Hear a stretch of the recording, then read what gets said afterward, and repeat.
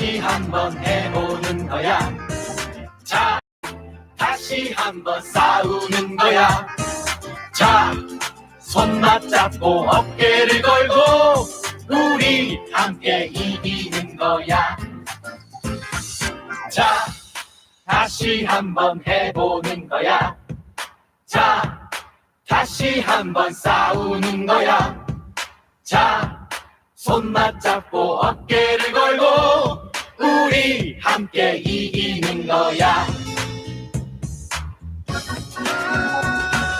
자, 다시 한번 해보는 거야. 자, 다시 한번 싸우는 거야. 자, 손 맞잡고 어깨를 걸고 우리 함께 이기는 거야. 자, 다시 한번 해보는 거야. 자, 다시 한번 싸우는 거야. 자, 손 맞잡고 어깨를 걸고 우리 함께 이기는 거야. 예, 새날의 세계로 오셨습니다. 여기 보니까 빨간 분도 계시고 빨갱이. 빨갱이. 자, 여러분들 그 주말 잘 보내고 계십니까? 자, 날씨가 많이 추워졌는데 새날과 함께 하시기 바랍니다. 더군다나 이 코너는 한라인이에요. 뜨거워. 자, 출발하겠습니다. 자, 팟캐스트 최초의 오직 엄부즈맨만을 위한 프로그램 새날 한라인 75번째 방송 시작하겠습니다. 자, 세 분 나오셨습니다. 정명숙님. 예, 안녕하세요. 정명숙입니다. 오늘 또 명숙이 누나는요 샌드위치를 사오셨어요. 네.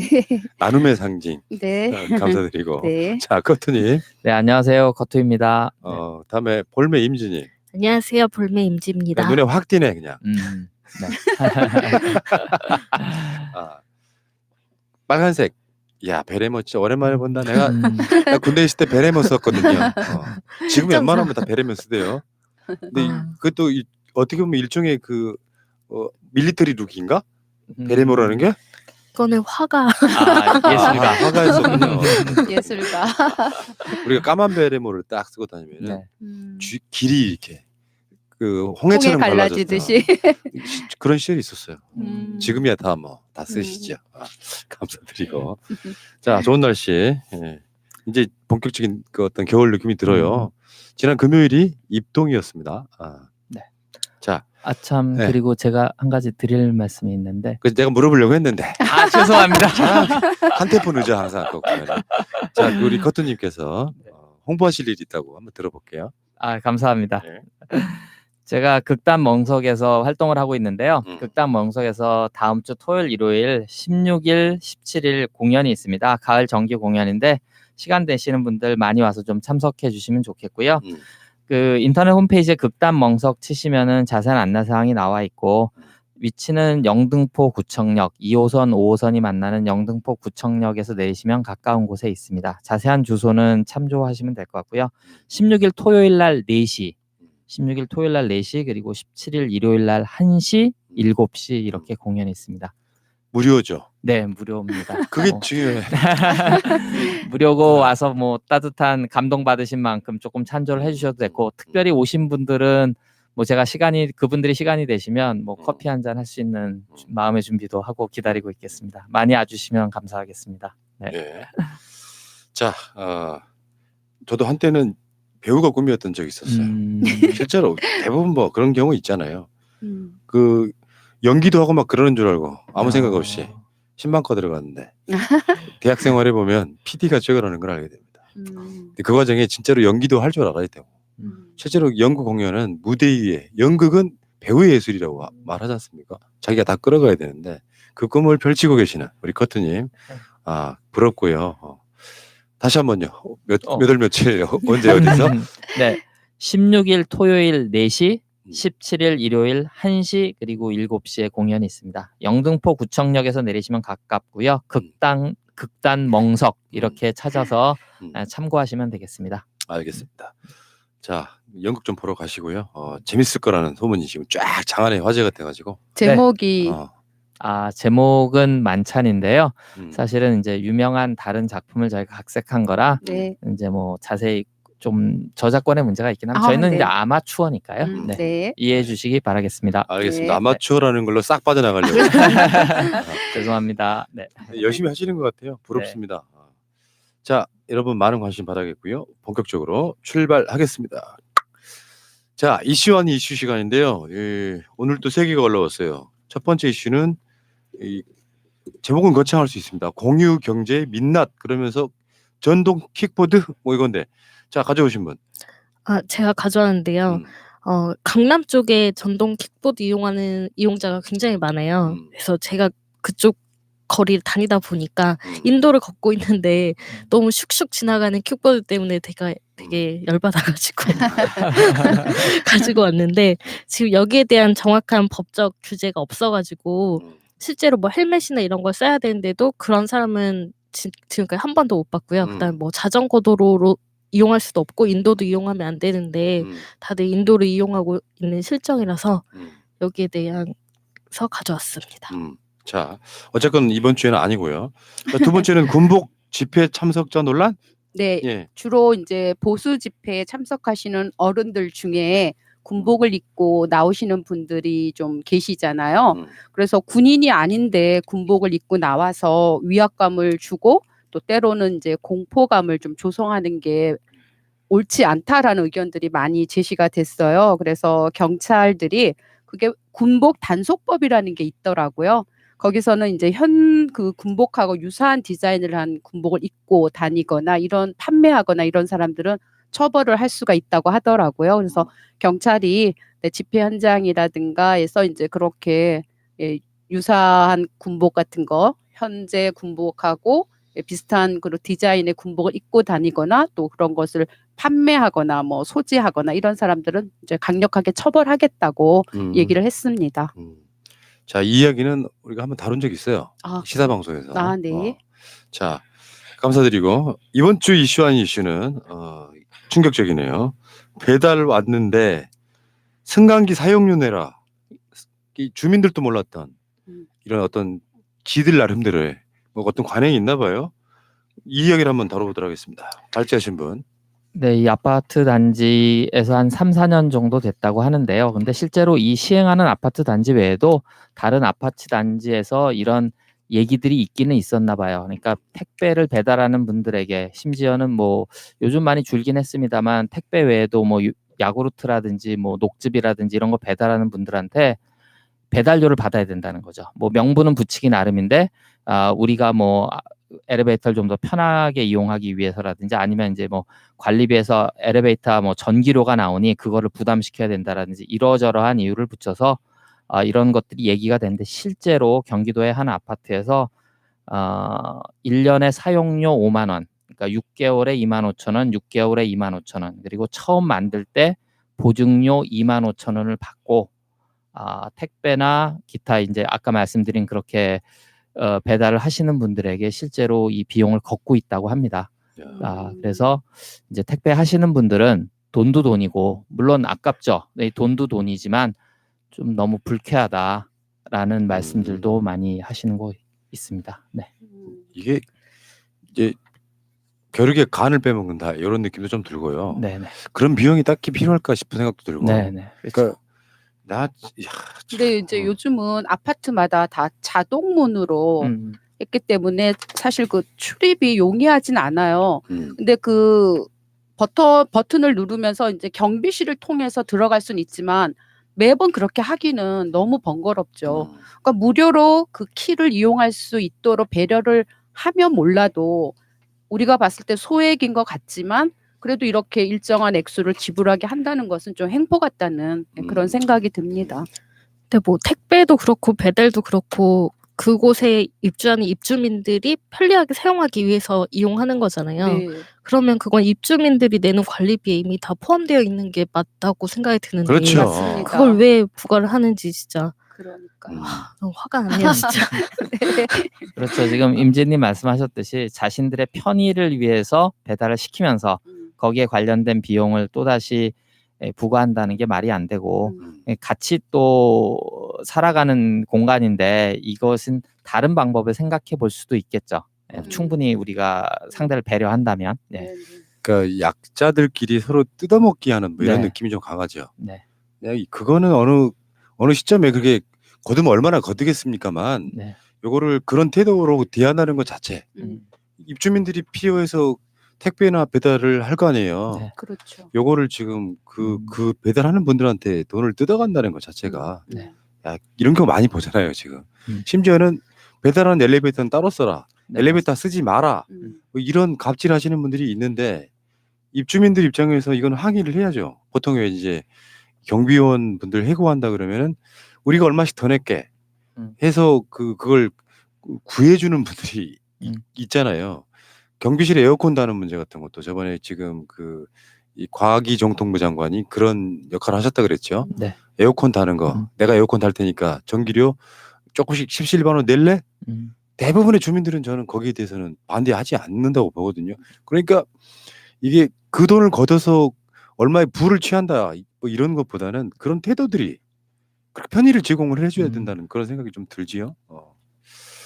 자, 알겠습니다. 배달 택배 기사에 연 5만 원씩 받는 아파트. 그걸 받아서 뭐 하겠다고. 이게 서로가 그런 느낌 들어야 되잖아요. 네. 배달해줘서 고맙다. 네. 불 한 칸 먹고 가라. 이런 건 없을 망정. 돈 내. 이건 좀 이상하지 않습니까? 이런 아이디어를 처음 낸 분이 어떤 분인지 굉장히 궁금해지네요. 그러니까요. 네. 자수해. 자, 이슈와인 이슈였습니다. 자, 메일이 하나 와 있는데요. 미리 좀 말씀드릴 거는 이분은 굉장히 억울하신 것을 당하신 분 같아요. 내용 맥락을 보면 처음부터 끝까지 여러분들이 이해가 하기 힘드실 수도 있어요. 근데 이런 식의 어떤 진정서, 법원과 검찰이 어떻게 자신을 대해왔다는 이야기를 하시는 부분에 대한 억울한 이야기를 아무리 이곳저곳에 이 하소연을 해봐야 받아주는 것이 없었던 분 같아요. 그래서 뭐 이 글에 동조를 하고 안 하고를 떠나서 있는 그대로 한번 읽어보겠습니다. 출발하시죠. 네. SK 디스크님이 보내주신 이메일입니다. 저는 농협에 근무하다가 징계 해직을 당했습니다. 그 후 조정이 있었고 판결문인 조정 조서에는 농협은 원고에게 명예퇴직금과 퇴직 위로금으로 5억 2천만 원을 지급하라고 송달했습니다. 그런데 농협 법무법인 태평양, 저의 대리인이었던 민병덕, 고등법원 이현우 판사 등이 공모하여 조정 조서와 다르게 재작성된 조정 기일 조서를 법원 전산을 통해 송달받았습니다. 그 내용에 제가 조정 기일 1년 6개월 전에 이미 받아 사용한 법적 퇴직금 4,970만 764원이 5억 2천만 원에 포함된 것처럼 허위로 기재하였고 이 조정 기일 조서가 기판력이 있다고 속였습니다. 물론 재작성된 조정 기일 조서는 불법임을 알고 이미 법원 전산에서 삭제하였습니다. 이 재작성된 조정 기일 조서를 송달한 서울고등법원 김대천 사무관은 이 재작성된 조정 기일 조서는 매우 잘못된 것이고 이현우 판사가 여자 판사라 뭘 모르고 이런 일을 하였다고 저에게 말한 바 있습니다. 사건 위임 계약서는 매 장마다 빨간색 도장으로 간인이 되었고 계약서 마지막 장 지기는 이미 인쇄된 검정색이었으나 민병덕은 계약서 앞장 한 장에만 검정색으로 된 간인이 된 계약서를 제출하였고 오히려 직인 도장은 빨간색으로 찍힌 계약서를 제출하여 명백히 변조된 것임을 알고 검사 2명, 경찰 수사관 1명도 변조된 계약서임을 확인해 주었으나 대법원에서 조정 담당 이현우 판사의 범죄를 감추고자 심리 불속행이라는 제도를 통해 조정 조서가 기판력이 없고 조정 기일 조서가 기판력이 있다는 내용으로 판결하자 검찰은 제가 민병덕을 상대로 청구한 손해배상 청구 소송에서 조정 기일이 통보되자 민병덕을 도와주기 위해 소환 통지서는 단 한 번도 보낸 바 없고 오히려 저에게 전화해서 특별히 조사할 것이 있어서 전화한 것이 아니라며 오지 않으시는 것으로 알겠다고 말했습니다. 그런데 그렇게 말한 검찰이 사람도 없는 집에 검사 포함 5명이 와서 압수수색을 하고 다른 죄를 찾겠다고 컴퓨터와 핸드폰을 압수하고 감옥에 넣는 등 만행을 저지른 바 있습니다. 검찰은 이현우 판사의 불법을 알고 이 약점을 이용하여 제가 조정조서가 기판력이 있다고 허위 주장했다는 내용과 계약서 앞장 한 장에 간인이 있음을 알면서도 매 장마다 간인을 하였다는 허위 주장을 하였다고 기소한 바 있습니다. 1심 재판장도 이현우 판사의 불법을 은폐해 주고자 정상적인 계약서라면 호치키스가 찍힌 흔적이 계약서 매 장마다 단 1회 찍혀야 정상이나 민병덕이 제출한 계약서는 앞장은 7회, 두 번째 장은 2회, 세 번째 장은 1회, 마지막 장은 전혀 찍힌 흔적이 없음을 1심 재판장이 알면서도 재판장이 직접 확인하니 매 장마다 똑같고 재판장이 육안으로 보기에는 전혀 변조된 계약서가 아닌데 제가 허위 주장을 하고 있다며 배심원들의 판단을 강요하였습니다. 특히 국선 변호사조차 자기니 직접 확인하니 호치키스로 찍힌 흔적이 매장마다 단 한 번 있음을 확인했다고 거짓말을 하며 재판부에 협조해서 징역형을 선고하였고 그 후 국선 변호사는 자신이 거짓말을 했다고 자백한 바 있습니다. 이 사건은 판사, 검사, 대형 로펌이 관련된 불법 사건임을 알고 민변조차 수임을 거부하여 국선 변호사가 선임되었습니다.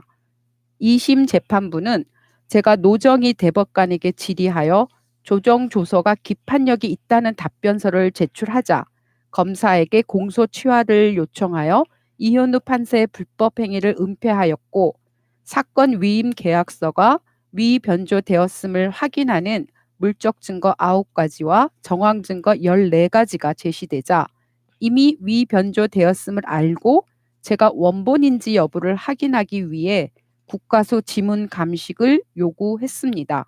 그런데 계약서 지문이 없어질 수 있다며 지문 감식도 불허하였고 직인 도장 색깔과 간인 도장 색깔이 원본과 다름을 확인하기 위해 국가수 감식을 요청하였으나 불허하는 등 피고인의 방어권을 원천 봉쇄하였고 대질 신문만 해도 위변조가 더욱 확실해질 것이 명확하므로 고소인 민병덕과의 대질 신문조차도 거부한 바 있습니다.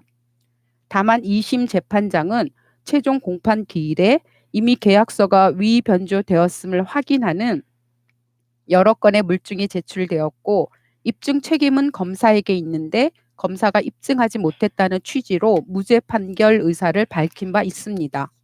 제가 무죄 판결이 되면 이 사건 관련 많은 검사들의 범죄가 확정될 것임을 공판 담당 검사가 알고 제가 판결 기일 한 달 전 윤석열 총장 내정자가 도덕적인 것으로 착각하고 이 사건 관련 검사 등의 범죄를 알린 바 있고 저의 진정서가 도착한 후 단 하루 만에 검사까지 배정되었다는 문자를 보내와 저는 재판부에 이런 내용도 서면으로 제출한 사실이 있었음을 검사가 알고 윤석열 총장에게 보낸 문건 전문을 검찰은 재판부에 제출하여 불이익을 주라는 내용으로 진정서로 제출하였고 재판부에서 검찰총장에게 보낸 내용을 확인하니 범죄를 저지른 판사의 숫자가 검사보다 많음을 알고 판사들의 범죄를 은폐하고자 재판장은 입증 책임은 피고인에게 있고 검사에게는 없다는 내용으로 반헌법적 판결을 한 바 있습니다.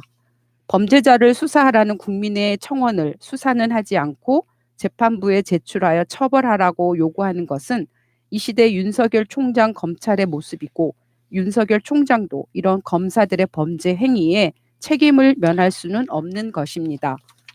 저는 대법원장 포함 대법관 전원에게 판사 및 검사의 범죄 행위를 알리고 심리 불속행 기각이라는 제도를 통해 다시 기각 판결을 하면 물적 증거는 증거 능력이 없고 근거 없는 일방적 주장만이 근거 능력이 있으며 입증 책임은 검사에게 없고 피고인에게 있다는 내용으로 확정되는 것이어서 사법부 명예가 훼손되므로 실질적인 심리를 해달라고 요청하였으나 대법원조차 판사들의 범죄가 너무 명확하자 심리 불속행 기각이라는 제도에 숨어 반헌법적이며 반인륜적인 판결을 하였습니다.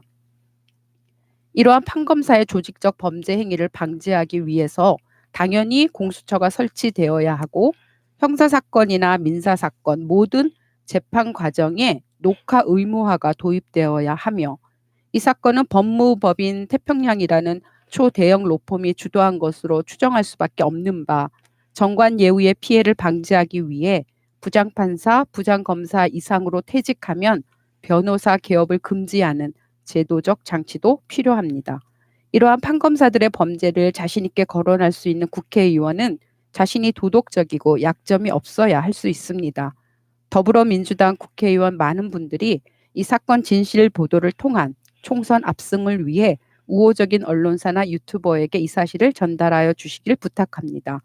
계약서에 일련 번호가 있어 계약서 앞장 한 장에만 간인을 하였고 앞장 한 장에만 있는 간인조차도 검정색인 것은 파일로 보관하는 과정에서 빨강색이 검정색으로 갑자기 변색된 것이라는 황당한 주장만 믿을 수 있다며 징역 1년 6개월을 선고한 사법부는 양승태 전 대법원장보다 악질의 사법농단을 한 것이며 이 지구상 어느 국가에도 이러한 사법농단 사태는 존재하지 않을 것입니다.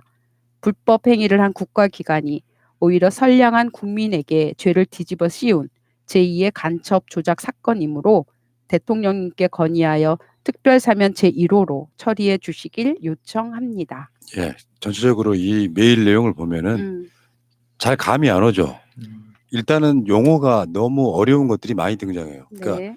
사건을 되게 단순화시켜서 쉽게 설명해 주실 필요가 있어요. 무슨 사건인지 대충 감은 안 와. 다만 어떤 느낌이냐면은 힘없고 죄 없는 사람이 이 법 기술자들에 의해서 상당히 무시당한 느낌이 좀 들지요. 네. 그래서 이걸 제가 소개를 할 것인가 말 것인가를 고민해서 여러 가지를 이렇게 찾아봤어요. 근데 이 사건이 있었던 것처럼 보여요. 일단은 보이는데 힘없는 사람이다 보니까 대형 회사와 로펌과 뭐 검찰과 판사 등이 뭔가 이분 자체를 뭔가 인정 안 해주는 느낌으로 일방적으로 사람 억울하게 만드는 과정. 여기 좀 보이고 그래서 한번 읽어드려봤고요. 사건 전체는 전체적인 맥락이 너무 어려워요. 너무 길기도 하고 요거를 간단하게 진짜 한 5줄 정도로 요약하면 되게 쉬울 것 같은데 자 알겠습니다. 일단 알겠고요. 이야기는 여기까지 넘어가겠습니다. 메일 보내주신 분 감사드리겠습니다. 자 댓글로 가겠습니다. 경기 부대님, 아직도 윤석 엿을 믿습니까? 패트 자한당 건은 시간만 끌고 있고 쿠데타 내란 건은 쳐다보지도 않고 있습니다. 갑자기 세월호 수사 냄새가 많이 납니다.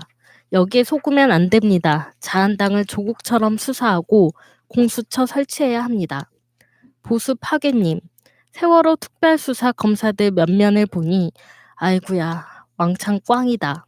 키스스스님, 세월호 특별수사 1. 무리한 조국 수사에 대한 출구 전략 2. 검찰 잘못 덮고 경찰 잘못 부각 3.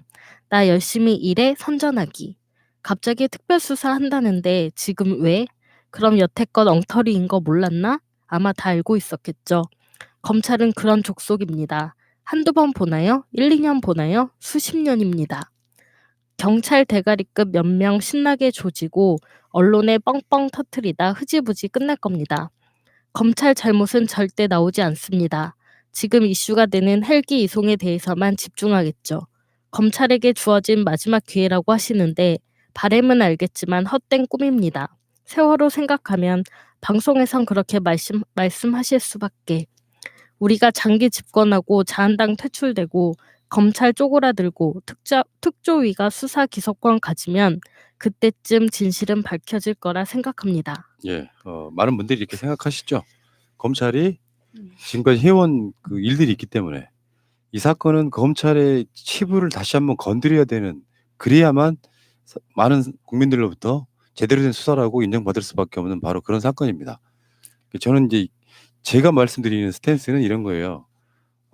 검찰 수사 잘 안 할 거야를 계속 외치면 검찰 입장에서는 뭔가 납득이 될 만한 그 수사 결과를 들고 나오려고 노력하는 부분도 있을 거예요. 니들 그럴 줄 알았다. 너는 어차피 진정성 없잖아. 이런 방식으로 많은 국민들이 니들 못 믿겠다를 외쳐주시는 건 나쁘지 않다고 생각합니다. 그런 측면이 좀 있다고 보고 그렇지만 마음속으로는 잘 되길 빌어야죠. 네. 그러니까 잘 되길 비니까 이런 댓글이 나오는 거예요. 잘 되길 비니까. 네. 자, 어쨌든 검찰이 우리가 예상했던 바 뻔한 결과를 내놓지 않기를 간절히 바라겠습니다. 한량님, 저는 절대 검찰 믿지 않습니다. 이미 검찰은 넘지 말아야 할 선을 넘었습니다. 공수처 설치와 검경 수사권 분리가 답일 뿐입니다. 사라 킴님, 검찰개혁 취소하면 끝낸다고 하네요. 우리는 취소 안 할 건데.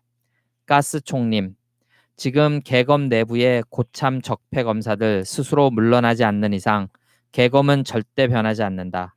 국민의 칼로 저자들을 옷 벗겨야 한다. 원자님, 검찰, 조국 교수 아직도 뭐가 없나 보네. 또 서울대랑 통장까지 터니?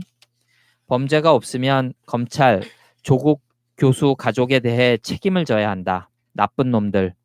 조국은 우리들이 지켜야 합니다. 10년 전 문 대통령과 대화 내용을 보시면 이렇게 털 줄 다 알고도 법무부 장관으로서 밑그림을 그렸습니다. 검찰개혁 위해 헌신한 조국을 우리들이 지켜야 합니다. 오직 진실님, 대검 홈피 자유발언대라는 게시판이 있습니다. 국민들이 검찰에 하고 싶은 말, 응원, 쓴소리 등을 남기는 곳입니다. 우리끼리의 댓글 소통하는 것도 좋지만 대검 홈피에 우리 목소리를 내는 게 더욱 중요한 것 같습니다. 현재는 윤 총장 응원글이 더 많아서 저는 개인적으로 좀 의아했습니다. 자, 역시 이제 네. 검찰에 대한 불신들이 쏟아지고 있네요. 네. 계속 가시죠. 네, 김명수님. 이제 윤석열의 아킬레스건이 분명해졌습니다. 사모펀드 쪽으로는 상상인의 유준헌을 조사해야 하고 사문서 위조 쪽으로는 최성해 총장을 조사해야 합니다. 나경원이나 패스트트랙 수사는 권력의 병풍이 필요해서 수사를 진행하지 않는 거라면 아무 권력이 없는 최성해는 왜 개총수와 다른 시민단체에서 고발한 지 한 달이 넘도록 전혀 수사 개시를 하지 않는 것일까요? 그 이유는 검찰의 수사가 최성해의 거짓말에 근거해서 시작됐기 때문이죠. 어떻게든 최성해의 거짓말을 까발려야 합니다. 유준헌과 함께 정치검찰이 가장 두려워하는 부분일 거라 생각합니다. 이경준님, 검찰이 청와대를 공격하는 것은 자폭 행위입니다. 깨시민들의 완강한 저항이 적폐들의 대통령 공격을 결코 내버려 두지 않을 것입니다. 흐르는 강물님, 우리는 아무리 악랄하고 비열하고 추악한 짓을 해도 처벌받지 않는다. 국민들은 멍청하고 겁 많은 개돼지들이고 우리는 대통령도 구속시킬 수 있는 검사이기 때문이다.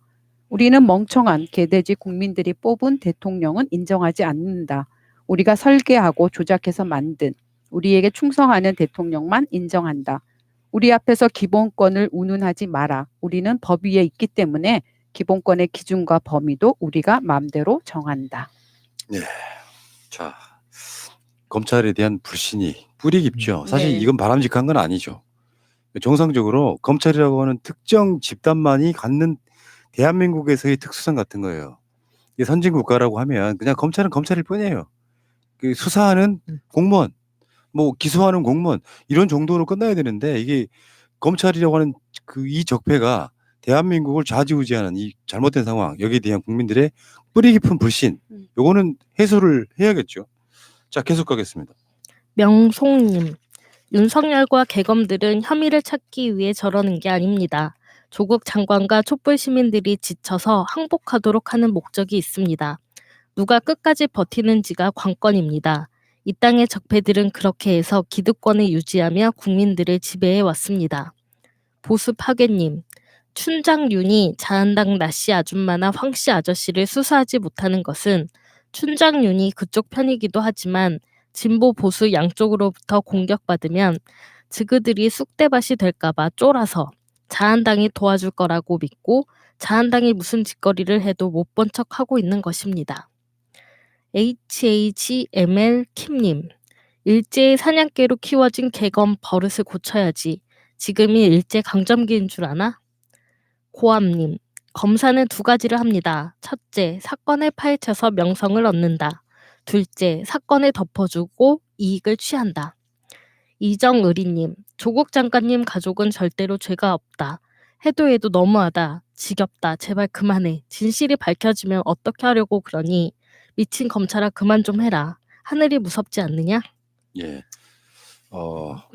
원래 조국 장관 소환이 이 11월 말쯤에 이루어진다고 했어요. 그러다가 11월 초에는 이루어진다고 했어요. 10월 말, 11월 초. 저 네. 계속해서 지금 언론 플레이만 하고 있는데 이걸 치지를 못하는 거야. 왜? 아직까지도 증거가 없기 때문이겠죠. 이 난리를 치고 있는데 거기다가 대놓고 막 온 가족을 다 구속시키려고 하는 이 느낌은 상식 바뀌죠. 그러니까 간단히 말해서 두 가지 건이 있다고 쳐봐요. 표창장 위조 건. 여기에는 그렇지 않다는 여러 가지 수백 가지 증거들이 있고요. 사모펀드 관련해서는 이렇게 저렇게 엮으려고는 하고 있지만 결론적으로 그 사모펀드 등으로 해서 어마어마한 이득을 본 게 아닌데 그게 다 사실이라고 해도 피해자로 보건 공범으로 보건 간에 이렇게 어마어마하게 할 수사가 아니라는 이야기거든요. 그러니까 별건으로 웅동학원의 동생 문제 같은 걸 털어가지고 계속해서 나쁜 이미지만 씌워왔지 실질적 당사자인 조국 장관을 죄도 묻지 못하고 있는 이래서 화가 나는 거라고 저는 봅니다. 자, 계속 하시죠. JY님, 의식 있는 검사들이 나서야 할 때입니다. 검사들 중에는 정의와 공정에 대해 생각하는 이가 임은정 한 분뿐입니까? 검사들 중에는 인간다운 이가 이렇게 없나요? 김성준님, 검찰이 자한당을 함부로 못하는 이유는 악랄하고 치졸하고 뒤통수 까는 수준이 검찰만큼이나 비슷하기 때문입니다. 피곤하거든요. 명당짜리님, 조국 장관의 모든 혐의가 최종적으로 무죄 판명될 때는 윤석열과 그 사단의 검사들은 국민의 이름으로 광화문에서 처단되어야 합니다. 이제 아니면 말고 식의 그런 수사는 절대 용납해서는 안 됩니다. 국민이 끝까지 지켜보고 철퇴를 내려야 합니다. 신바존님, 이명박의 가족 사기단 사건은 이명박 외에 아무도 구속하거나 조사한 적이 없습니다. 그런데 죄 없는 조국 교수는 오촌에다가 온 가족을 구속하고 수사하고 있습니다. 이런 검찰의 횡포는 어느 누구의 지지도 받지 못합니다. 미친 망나니 칼춤일 뿐 틀림없이 역풍을 맞을 겁니다. 야, 많은 분들은 지금 이 검찰의 이런 수사들에 대해서 이런 분노를 표출하고 있거든요. 제발 검찰이 좀 들어야 될 텐데 말이죠. 네. 그렇기 때문에 이 민주 진보 시민들의 가장 오래된 열망이기도 한 세월호 수사를 가져온 게 아니냐 이런 의심들을 하고 있는 거예요. 예. 계속하시죠. 네, 파키유님. 무엇 때문에 고위 군바리들은 공감병을 두는 거지? 그것 자체가 웃기는 거지. 사병을 가사 도우미로 부리며 노동력을 착취하는 거지. 나마씀님. 찬주야 고마워. 기자회견 자주 하자. 교환이가 장애 집회 시즌2 한다네. 빠지지 말고. 그래야 공천 받으니까. 우리 찬주 참 잘한다. 큰성님님. 아이고 우리 공주님 받들기만 해주니 버릇이 나빠질 대로 나빠져서 결국 개판으로 국정농단하고 탄핵. 아이고 우리 나베 받들어 주니까 진짜 대일민국 잔다르크라도 된 듯이 결국 과대망상에 빠져서 저질 폭망. 역적들의 말로는 정해져 있다. 운명 아니겠나. 태상검님. 지소미아 불과 몇 년 전 이명박 정권이 비공개로 몰래 일본과 체결하려다 들통나서 비난 여론에 밀려 취소했던 겁니다. 박근혜가 탄핵 정국으로 뉴스가 도배되던 때 일본과 전격 체결을 했지요. 이렇던 지소미아를 불과 2년, 3년 만에 기성 언론과 방송들이 국가 안보를 위해 필요하다고 여론몰이하고 그게 먹혀들고 있는 상황입니다. 예. 자, 계속하시죠. 아직 멀었다님. 아직도 수요일이 되면 김어준의 뉴스공장에서 노루가즘 코너를 하셨던 노회찬 의원이 생각난다. 결과론적이지만 말도 안 되는 드루킹 특검 때문에 그때도 노회찬 의원은 별건이었는데 특정 검사 글마들 이름은 모르겠는데 지금 검찰들 하는 행태들은 똑같은 것 같다. 공명심에 뭐라도 엮어서 별건 수사하는 거. 아직도 가끔씩 유튜브에 노회찬 의원 어록 보면서 울고 웃는다. 너무 보고 싶다. 문스타님. 너무 그립습니다. 여전히 가슴이 먹먹하고 상실감에 너무 힘듭니다. 그래도 남은 분들을 지키고자 버팁니다. 그립습니다. 노회찬님. 소소킴님. 창원에 사는데 마산 창원 지내는 거의 다 자한당인데 유일하게 창원 성산구에만 진보정당 정의당의 노회찬 의원이 당선되었지요. 저랑 신랑이랑 투표하던 때가 엊그제 같은데 이제 의원님은 안 계시고 의원님 돌아가셨을 때 직장 동료가 TV 보며 저 사람 죽었다고 알지도 못한 사람들이 왜 우는지 모르겠다고 하는데 저는 옆에서 눈물을 흘리고 있었네요. 저는 의원님을 한 번도 직접 뵌 적은 없었지만 늘 행동이 올바르고 말씀 하나하나가 늘 저에게 감동이었습니다. 이 어려운 시국에 의원님이 계셨다면 얼마나 좋을까요? 보고 싶습니다. 정권 연장의 꿈님. 알쓸 심잡에서 김영하 작가가 독서는 책을 사서 읽는 게 아니라 사놓은 책을 읽는 것이라고 해서 요즘은 읽을 자신 없어도 일단 사고 봅니다. 노회찬 어록은 꼭 읽고 싶어서 바로 주문했네요. 꼭 목돈 만드시길 바랍니다. 엔지님. 좋으신 분들, 귀하신 분들 다 돌아가시게 만든 개검, 자한당 언론들 언제 양심 바르게 쓸까? 천벌 곧 받겠지? 꼭 받을 거야. 검찰개혁, 공수처 설치 꼭 해서 억울하게 돌아가신 분들 없도록 합시다. 이제는 지킵시다. 정말 슬프고 억울합니다. 예. 노회찬 의원 관련한 의혹 관련해서 그 책 쓰신 분 방송을 했었죠. 그 많은 분들이 다시 한번 노회찬 의원의 빈자리를 느꼈던 바로 그런 방송이 아니었나 싶고요. 그 책도 많이 좀 주문해 주시기 바라겠습니다. 자, 계속하겠습니다. 네, 천국의 숲님. 비상식적인 과적, 미스테리한 급변침. 승객들은 선실에 버려두고 사전에 약속한 듯 선원들만 탈출한 행각. 늦장을 넘어 방기에 가까운 구조. 국정원의 배후 의혹. 특조위 진상규명에 대한 범정부적 방해 공작에 이은 검찰의 부실 수사까지. 일련의 모든 모순된 정황들은 이 비극적인 참사가 사전에 의도된 것이라는 끔찍한 의심을 떨쳐버릴 수 없게 만든다. 세월호는 아직도 침몰 중이다. 내사랑님. 자신이 직접 기획사를 하고 있고 음악 자체에 대한 자신감이 있으니 소신 있게 행동할 수 있는 이승환. 멋진 사람과 한 시대를 살고 있음에 행복합니다. 새날도 저희에게는 그런 방송이죠. 올바르고 제대로 볼 수 있게 다양한 정보와 소신 있는 이야기들로 가득합니다. 덕분에 저 같은 정알못도 공부하며 차츰 성장하고 있어요. 항상 감사하고 고맙습니다. 고성민님. 송 작가님은 저도 감탄이 나올 정도로 디테일한 세계 정보를 갖고 계십니다. 비슷하게 일치하는 추상적 생각만 몇 개 가지고 있었는데 그것을 확실하게 정리해 주시네요. 감사합니다. 록펠로 쪽 진영에 대해서는 확실한 가치 판단이 힘들 정도로 혼란스러웠는데 그들의 목적을 어느 정도 감잡을 수 있을 것 같네요. 주시해 봐야 하겠습니다. 예, 여러 가지 그 세월호라든지, 네. 다음에 이승환, 다음에 그 송 작가님의 네오콘에 관련된 이야기를 이렇게 피드백해 주셨네요. 자, 고맙습니다. 네, 뽀글뽀글님. 국회의원 수 증가를 1000명, 아니 전 국민을 국회의원화 한다 해도 대찬성입니다. 대신 무노동 무임금 적용, 최저임금제 적용, 1년의 대표 법안 발의를 최소 10건으로 하도록 하면 퍼펙트 하잖아요. 국회의원은 누리는 게 아니라 국민을 위해, 나라를 위해 무엇을 할 것인가를 생각하고 봉사하는 것이라고 생각합니다. 썰튼님. 국민 위해 일할 사람을 국회로 보내려면 비례대표를 늘려야 합니다. 새날에서 이해가 쉽게 말씀해 주시네요. 국회의원 수 늘리기는 특혜 축소하면 가능합니다. 최동현님. 몇십 년 동안 다져왔던 조직을 상대한다는 게 쉽지 않겠죠. 군 조직, 법 조직, 종교 조직, 정치 조직 등 그동안 누려왔던 혜택은 그만두도록 하고 이제는 일반 서민을 위해 경쟁하는 것을 보고 싶네요. 코미님. 정의당 항상 응원합니다. 노동당, 민중당, 녹색당은 더하겠지만 정의당도 민주당에 비해선 훨씬 고생하고 더군다나 진보 정치를 대표하고 견인하는 우리나라에 없어서는 안 되는 당입니다. 뚜벅뚜벅 꿋꿋이 나가기를 기원합니다. 예. 매국 적폐당이 찌그러지는 날 제1야당이 되고 언젠가는 여당도 될 것을 믿습니다. 예, 우리 방송의 스탠스는 범진보예요. 네. 그러니까 딱히 뭐 민주당과 문재인 대통령을 지지하긴 하지만 그렇다고 해서 다른 여타의 군소 진보 정당들도 배척하지는 않습니다. 결국은 한 뿌리라고 저는 보고 있기 때문에 그렇습니다.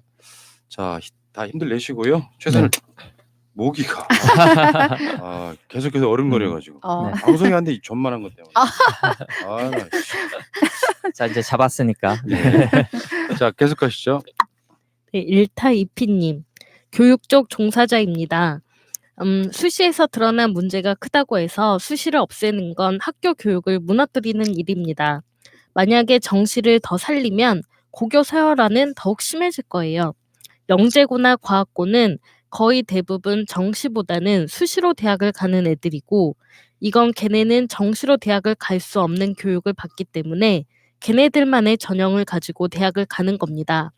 대학에서 뽑는 비율은 대학이 정하는 것이므로 이건 고교 서열화의 문제라고 보기보단 진짜 영재고 과학고의 취지를 살리는 것이 맞다고 생각합니다. 다만 자사고와 일반고는 문제가 자사고는 아무리 실력이 있어도 돈이 없으면 갈 수 없다는 겁니다. 예를 들어 하나고 같은 경우는 1학기 학비가 2천만 원 정도 있고 여기에 애들 식사비부터 과제하기 위해 필요한 비용에 애들 사교육비까지 하면 상상을 초월해버리게 되죠. 빈부격차로 인하여 아이들이 공부를 하는데 지장을 받는 게 더욱 문제가 되는 거죠. 교육 문제는 단순히 접근하기보다는 외부 저항을 받더라도 바꿔가야 하는 부분입니다. 야수님 말씀이 정답이라고 생각해요. 공정하고 동등한 선의의 경쟁을 해볼 수 있도록 그렇게 만들어주는 것이 필요하다고 생각합니다. 이 부분 좀 짚고 넘어갑시다.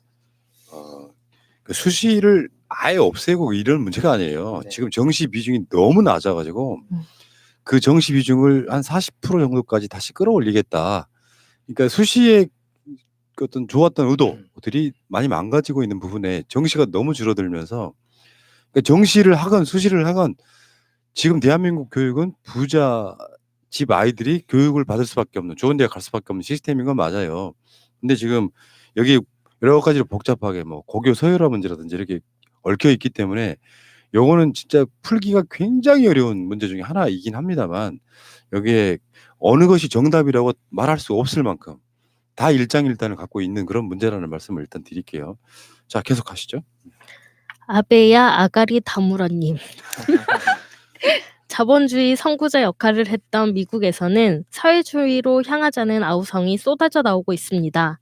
10년 전 글로벌 경제 위기의 피해를 사춘기 때 경험한 지금의 20, 30대를 중심으로 사회주의에 대한 관심이 부쩍 늘었습니다. 이 부분은 자유한국당 부류가 들으면 발작 뛰겠지만 이건 당연한 거예요. 이거는 제가 고등학교 다니던 시절에도 예를 들면 자본주의가 빈익빈 부익부를 계속 만들어내잖아요. 부자는 훨씬 부자가 되고 가난한 자는 훨씬 더 가난해지는 시스템. 여기에 등장하는 게 수정자본주의인데 수정자본주의는 사회주의적 요소를 갖고 도입할 수밖에 없어요. 그래서 삼민주의 이런 것들이 복지국가일수록 북유럽 같은 데는 훨씬 많이 도입되고 있거든요. 근데 사회주의 하면 경기 일으키고 알레르기 반응 보이는 사람들의 문제인 거예요. 뭐 그럼 이 약육강식의 자본주의를 그냥 그대로 둘 것이냐? 정부는 개입하지 마라. 그게 바로 자유시장 경제라고 하는 자유한국당이 외치고 있는 거예요. 부자들이 우리는 계속 부자이고 싶다. 니들은 계속 가난해. 요 이야기를 하고 있는 거라서 사회주의라는 말만 갖고 오면 조국 장관을 그런 방식으로 해가지고 또 공격한 적이 있었지 않습니까? 자, 넘어가겠습니다. 유오성님. 대한민국이 경제 대국으로 가려면 한반도가 평화무드로 가야 합니다. 즉 남북 경합이 이루어져야 합니다. 그 첫 단추가 개선공단과 금강산 관광입니다. 이 두 개는 유엔의 북한 경제 제재 사항도 아닙니다. 열려라 개성공단, 다시 가자 금강산. 네. 화양연화님. 그 댓글에 처음을 영어로 시작해 주셨는데 요즘 유튜브 댓글에 보면 영어 댓글들이 많이 달려 있습니다. 아마 선풀 달기. 그죠? 예, 그래서 유튜브 쪽에 많이 어필을 하려고 일부러 달아주신 것 같습니다. I'm not keeping over 17 minutes of advertising for this channel. 오, 네. 영어 잘해. 영어 잘해. 아직 안 굳었어요. 영어 잘하세요. 네. 새날을 위해 광고 건너뛰기도 못 누르고 17분 넘는 광고 보고 있는 제 심정이 박찬주 보는 자한당 심정과 비슷할까요? 아이고 감사합니다. 네, 솜다리님. 오늘 뉴스에 틱장애로 사회생활이 어려운 분이 몇 년 소송 끝에 장애 판정을 받았다는 기사입니다. 그 기사에 달린 댓글입니다. 복지 방송 시간에 다뤄주시길 부탁드립니다. 샤리코머리투스 희귀병입니다. 산정 특례도 되는데 장애 등급이 낮거나 아예 받지 못하는 장애인법이 너무 불공평합니다. 생명에 지장은 없지만 살면서 다리와 팔이, 손가락 근육이 빠져 발가락은 다 구부러지고 발톱을 디뎌 걸을 때마다 아프고 종아리는 학다리처럼 가늘어져 있는데 걸음 걷는다고 장애 등급조차도 안 나오는 실정입니다. 발목에 근육이 없어 발가락도 안 움직이고 아킬레스건도 힘이 없어요. 제발 장애 등급해 주세요. 이 고통은 안 당해본 사람은 모릅니다. 청바지가 찢어질 정도로 넘어져 피 철철 나보세요. 무릎에는 맨 상처뿐입니다. 얼마 전에는 통증으로 힘들어하는 분이 장애 등록되었다는 기사도 보았습니다. 본인들은 엄청 고통받았을 텐데 한 분 한 분 싸워야 장애 등록이 되는 것 같아서 포괄적인 적용이 필요하다고 생각합니다. 네. 안타까운 사연이에요. 이게 저도 엊그저께 바로 그 대중교통 안에서 그 틱장애 가지신 분 봤거든요.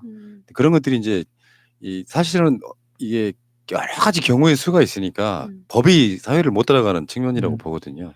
이런 것들도 이제 곧 들어갈 텐데 원재인 케어 등을 하는 정부에서는 이게 조금 더 빨리 조금 더 이렇게 포괄적으로 여기 지정이 되었으면 좋겠다는 생각이 듭니다. 정상적인 사회생활이 안 되면 국가가 케어를 하는 것이죠. 네. 자, 계속 가보실까요? 네, 최재선님. 사이비 기독교가 수상합니다. 뭔가가 있네요. 주시해야 합니다. 우리나라는 재물에 안 움직이는 단체가 없다는 것을 염두에 두어야 합니다. 네, 현아조 슈레더님. 믿는 사람인 제가 국민들과 하나님께 죄송해요. 평화와 공의와 정의의 왕 되신 하나님을 슬프게 하는 자에게는 하나님이 아닌 자신의 욕심이 주인이 된 것이겠죠. 예배 중에는 평화와 통일을 위해 기도하는 척하면서 정작 그 일을 위해 수고하는 자들을 향해 좌파라며 몰아세우는 비겁한 사람들. 신앙은 둘째고 예의와 상식도 갖추지 못한 그들로 인해 상처받는 교인들이 하나님과 대한민국을 위해 이제는 용기와 신앙으로 일어나야 합니다. 독일에서 우리 조국과 하나님을 사랑하는 동포 올림. 네, 베로니카 반데르 메르베님. 네, 뉴질랜드 오랜만에 주셨는데, 네, 제가 읽어보는 거예요. 네, 모닝 푸다님, 맞아요. 콩들에게 미안하지만 콩가루당 자한당 몇 달 안 남았네요. 신나. 한국 군대 필수 말고 선택이 되는 시대 빨리 왔으면 좋겠어요. 꼭 오겠죠. 사랑해요, 새날. 민주승리님, 저도 애들이 있어서 같이 얘기 많이 나눈다고 생각하는데 애들이 속을 털어놓고 얘기한다는 생각이 안 들어서 뭔가 답답했거든요. 속인다기보다는 부모 자식 관계라는 것 자체가 벽을 만들지 않나 하는 생각이 들더군요. 이 방송을 보면서 젊은 사람들끼리 얘기하는 것이 더 솔직한 얘기를 듣는 것 같아 좋았습니다. 젊은이들은 젊은이끼리 얘기해야 편하게 자기들 얘기하는구나 싶어서 씁쓸한 생각도 들긴 하지만요. 예. 자, 독일에서 한 번, 그리고 뉴질랜드에서 우리 최성혜님 오랜만이신. 그 이야기는 되게 많이 했었거든요. 최근 방송에서도. 해외에 계신 동포 분들은요, 대한민국에 어떤 큰 일들이 있으면은 막 뛰쳐 들어오고 싶다고. 그래서 막 영상도 보내시고 막 할 수 있는 거 다 하시려고 하고 막 페이팔 같은 걸로 막 후원하시고 막 이러시잖아요. 이분들이 있기 때문에 대한민국이 그나마 잘 돌아가고 있는 게 아닌가라는 생각이 들고요. 감사드리고, 이 청년 방송, 새롭게 시작한 방송에 대한 좋은 반응들이 되게 많았어요. 네, 청국장. 네, 심지어는 우리 가족들도 저한테 고향에서 메시지를 보냈습니다. 그거 좋더라고. 네네. 감사드리고요. 도전 방송 하겠지요, 뭐. 자, 알겠습니다. 일단 여기까지 여러분들의 이메일 댓글 등이었고요. 자, 오직 공감분 시간입니다. 중1 아들을 둔 엄마입니다. 제 아들은 솔직히 공부를 잘 못합니다. 그리고 쓸데없는 똥꼬집이 있고 자기 합리화를 잘합니다. 예를 들면 제가 공부 좀 하라고 하면 수학은 사칙 연산만 잘하고 다른 건 못해도 된다 라거나 국어는 못해도 한글 읽을 줄 알고 내 생각을 잘 말하면 된다. 이런 식으로 제 속을 끓게 합니다. 이렇게는 도저히 안 되겠다 싶어서 아파트 단지 내에 있는 과외방을 소개받아 아이를 맡긴 지 3개월째입니다. 과외를 다니면서 아이는 계속 과외하기 싫다. 공부가 재미없대요. 선생님이 이 새끼야 라고 욕을 한다. 선생님이 꿀밤이나 등짝 등을 때린다. 라며 과외를 거부하였습니다. 첫 달 수업 후 선생님으로부터 아이가 산만하여 집중도가 또래보다 떨어진다는 얘기를 들은 바가 있어서 오죽 선생님이 화가 나셨으면 그랬을까 싶어 아이에게 너가 아직 공부가 익숙하지 않아서 수업 따라가기 힘들겠지만 조금만 더 수업에 집중하도록 노력해보자. 그리고 선생님이 꿀밤 주고 욕을 하는 건 네가 수업 시간에 딴짓을 해서 그러시는 걸 거야. 그러니 선생님 말씀 잘 듣고 열심히 하는 모습을 보여라 라고 다독여 주었습니다. 그런데 어제는 아이가 오른쪽 뺨과 귀가 뻘겋게 달아올라서 집으로 왔습니다. 순간 친구와 싸웠나 싶어 물었더니 아니라며 뚱한 표정으로 옷을 갈아입는 모습을 보다가 혹시 선생님께 맞았니? 라고 물으니 여태 참았던 눈물이 터져 나오는지 침대에 주저앉아 꺼이꺼이 웁니다. 순간 너무 화가 나서 당장 과외받는 공부방으로 뛰쳐가려고 신발을 신고 현관문을 열려다 만에 하나 내 아이가 뭔가 큰 잘못을 한 것일 수도 있으니 사정을 드러나 보자 싶어서 다시 아이 옆에 앉아 물었습니다. 맞은 이유가 뭐냐고. 자기는 아무것도 안 하고 가만히 앉아 있었답니다. 그런데 선생님이 가정교육 운운하며 너네 엄마가 그렇게 가르쳤니? 라길래 화가 나서 아닌데요? 라고 말하는 순간 선생님 손이 번쩍하고 2번 올라왔다고 합니다. 네, 저희 아이가 분명 가만히 앉아있지 않았을 거란 거 압니다. 선생님이 수업하고 있는데 뭔가 딴짓을 했겠죠. 충분히 화날 만한 상황이었던 거 안 봐도 알 수 있습니다. 하지만 혈기왕성한 젊은 분도 아니시고 나이 지긋하신 50대 선생님께서 아이의 뺨에 손바닥 자국을 남길 만큼 그리고 가정교육 운운할 만큼 우리 아이가 잘못한 게 도대체 뭔지 그리고 1대1 수업이 아니라 다른 친구들 여러 명과 함께 수업을 듣는데 그 아이들 다 보는 데서 꼭 그렇게 뺨을 때려야 했는지 하루가 지난 지금까지도 너무 가슴 아프고 서럽고 화가 나서 퇴근 후 공부방을 찾아가서 항의를 하려고 하는데 남편은 우리 어릴 때 같았으면 뺨 2대 맞은 건 맞은 것도 아니라며 괜히 유난 떨지 말라고 합니다. 제가 정말 유난을 떨고 있는 걸까요?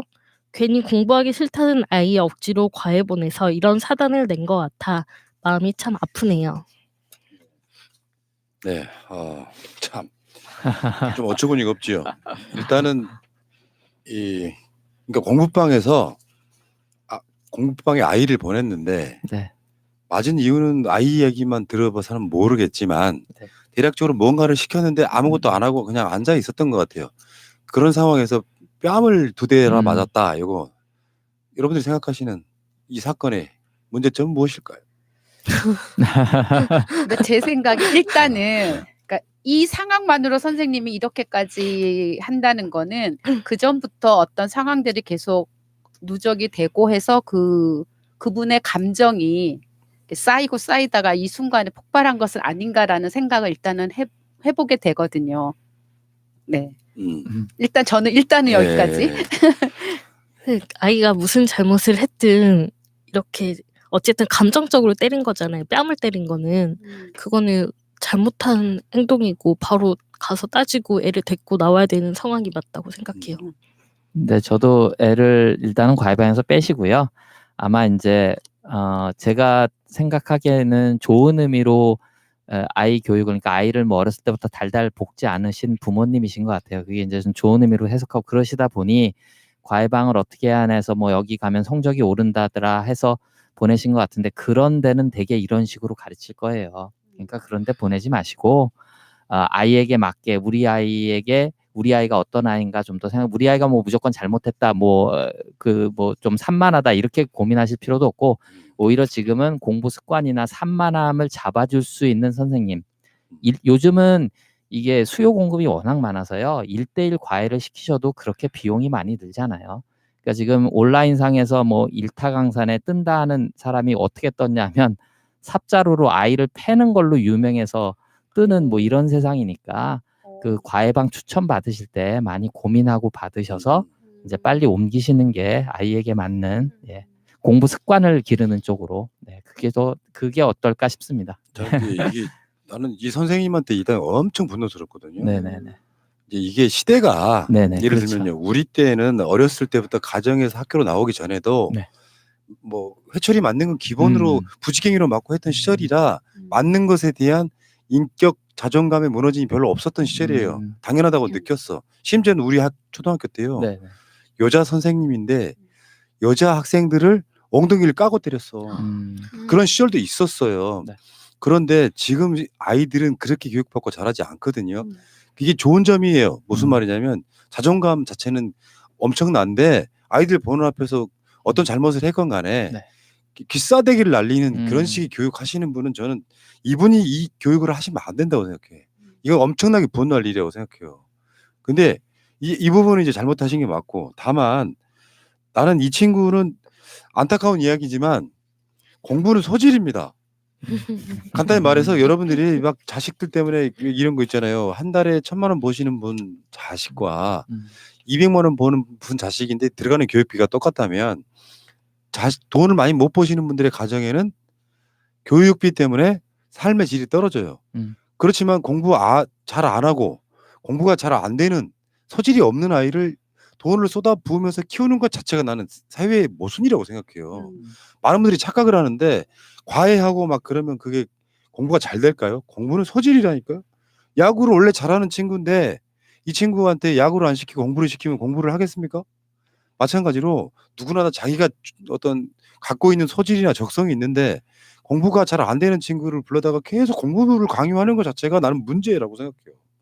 우리나라 국민들이 대부분 그런 부분은 좀 바뀌어야 된다고 생각하는 게 제 생각이거든요. 네, 그거는 이제 기본적으로 공감을 하고 또 말씀하신 것처럼 또 선생님께서 아이 뺨을 그렇게까지 때린 것도 잘못됐다는 거 충분히 이해하고, 그렇지만 이제 엄마가 이 아들하고 좀 대화를 좀 많이 했으면 좋겠어요. 왜냐하면 어차피 이 아이가 또 크고 또 사회생활 하고 하면은 그 아이가 가지고 있는 어떤 태도 같은 거를 어렸을 때부터 좀 잡아줘야 될 필요가 있는 부분도 저는 있다고 생각하거든요. 그래서 어른들이 뭐 성격이 정말 개팍하고 이상해서 막 그런 사람들 빼고는 그래도 어느 정도 상식선이, 이것도 좀 모순 같긴 하는데요. 상식선이 있으면 아이들을 이렇게 또 때리진 않겠지만 어쨌거나 조금 선생님하고 또 대화를 좀 해야 될 필요도 있다고 생각합니다. 이대로 끝내기에는 너무 찝찝한. 그렇죠. 네, 그래서 원인이 무엇이었는지 네, 저는 꼭 좀 그럴 수밖에 없었는지는 꼭 알아야 돼요. 네, 네.